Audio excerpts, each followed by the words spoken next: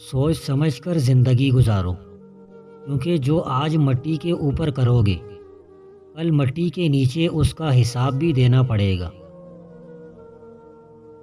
کسی کے ماضی پر اس کی تذلیل کرنے سے پہلے سوچ لو کہ کہیں اس کا ماضی تمہارا مستقبل نہ بن جائے۔ بعض اوقات آپ جن لوگوں کو بہت زیادہ اہمیت دے دیتے ہیں ان کے نزدیک آپ کی کوئی اہمیت ہی نہیں ہوتی۔ کوئی بھی سفر لا حاصل نہیں ہوتا، منزل نہ بھی ملے تو راستے بہت کچھ سکھا دیتے ہیں۔ 3 چیزوں میں کبھی شرم محسوس نہ کرو: پرانے کپڑوں میں، غریب دوستوں میں، اور بوڑھے ماں باپ میں۔ کمزور انسان حالات سے گلہ کرتا ہے اور بہادر انسان کہتا ہے انہی حالات نے مجھے خواب دیکھنے پر مجبور کیا۔ ایک کامیاب شخص وہ ہے جو ناکامی سے نہیں گھبراتا بلکہ ناکامی کے بعد بھی کامیابی کی جانب چلتا رہتا ہے۔ کامیابی کے راستے پر ناکامی کے پتھر نہ پڑنے دو، بلکہ ان پتھروں کو نہ صرف اپنے بلکہ دوسروں کے راستے سے بھی ہٹا دو۔ آئندہ کے لیے کبھی غم نہ کرو، کیونکہ آئندہ پر ہم اثر انداز نہیں ہو سکتے بلکہ آج کو خوشگوار بنا سکتے ہیں۔ زندگی کوئی مشکل نہیں بلکہ ہماری ناقابل برداشت رفتار اسے مشکل بنا دیتی ہے۔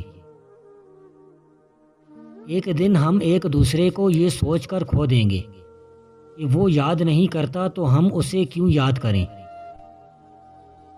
زندگی کو ضرورت کی طرح گزارو، خواہش کی طرح نہیں، کیونکہ ضرورت فقیر کی بھی پوری ہوتی ہے لیکن خواہش تو بادشاہ کی بھی پوری نہیں ہوتی۔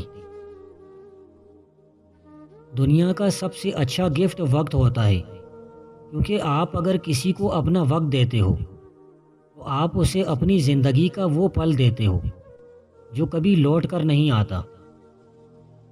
حضرت علی رضی اللہ تعالیٰ عنہ نے فرمایا، 4 چیزیں سنبھال کر رکھو، کامیابی تمہارا مقدر ہوگی: نماز میں دل کو، تنہائی میں سوچ کو، محفل میں زبان کو، اور راستے میں نگاہ کو۔ لوگوں سے ڈرنا چھوڑ دو، کیونکہ رزق اور عزت کسی کے ہاتھ میں نہیں، اللہ جسے چاہے بے حساب دیتا ہے۔ حق بات کہنے سے مت ڈرو، کیونکہ نہ کوئی تمہیں موت دے سکتا ہے اور نہ ہی کوئی تمہارا رزق کم کر سکتا ہے۔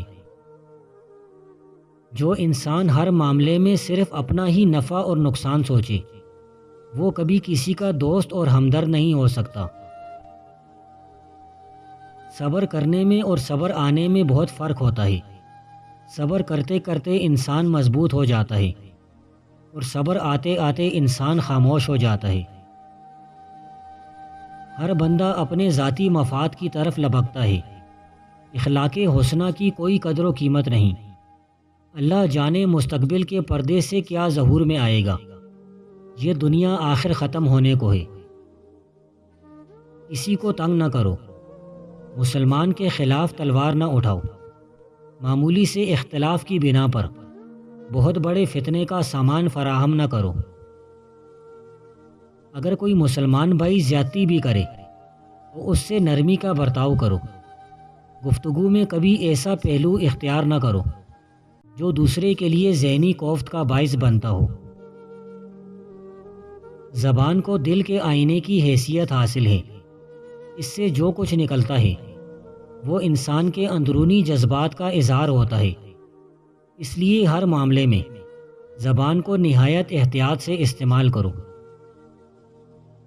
اس دور میں نیکی کرنا آسان نہیں، نہ حکمرانوں میں خوف خدا باقی رہا ہے اور نہ عام لوگوں میں۔ یہ دنیا اخلاص کی دولت سے محروم ہو چکی ہے، تقویٰ دلوں سے نکل گیا ہے۔ رزق کا تعلق تو ہمارے آپس کے لینے دینے ہی سے ہے۔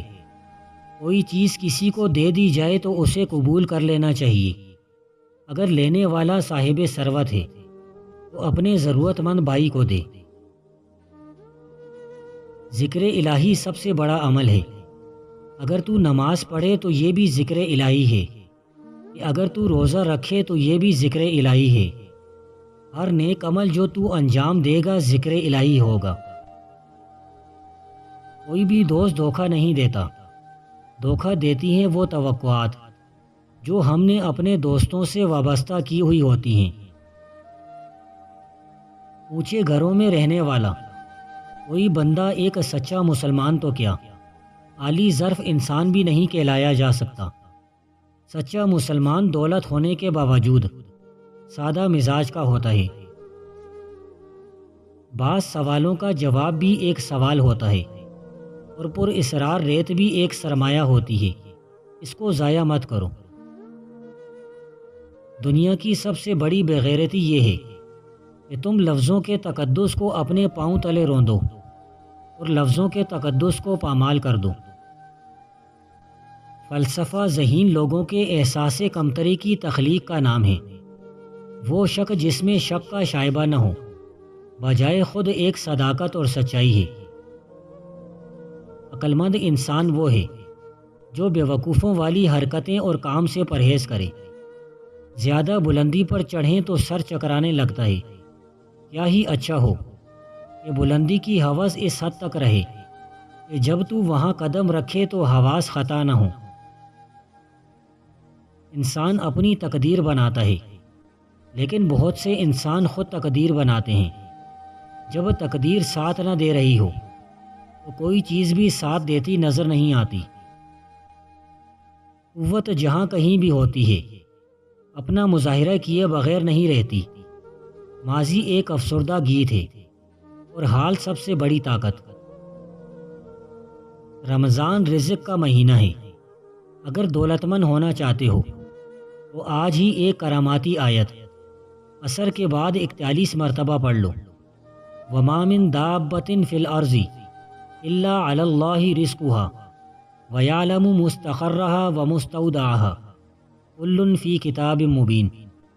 کچھ دن اس کا معمول بنا لو، تھوڑا عرصہ ہی گزرے گا خود دیکھو گے آپ کے گھر میں غیبی رزق کے خزانوں کے دروازے کھل جائیں گے۔ دنیا انسان کے دل پر ہاروت و ماروت سے بھی زیادہ جادو کا اثر کرتی ہے، اور جب بھی دنیا انسان پر اثر انداز ہوتی ہے تو اسے ذلیل و خوار کر دیتی ہے۔ وہ کیسا آدمی ہے جو زبان سے اقرار کرتا ہے کہ اللہ سے محبت رکھتا ہے، لیکن اللہ کی کوئی بات ماننے کو تیار نہیں، یعنی اللہ کو ایک تو مانتا ہے لیکن اللہ کی ایک نہیں مانتا۔ تمام عبادتوں سے افضل اور دل و ضمیر کے لیے باعث تسلی مجالس، ذکر کے علاوہ اور کوئی مجلس نہیں۔ میرے سکون اور آخرت کا سامان ذکر الہی میں پوشیدہ ہے۔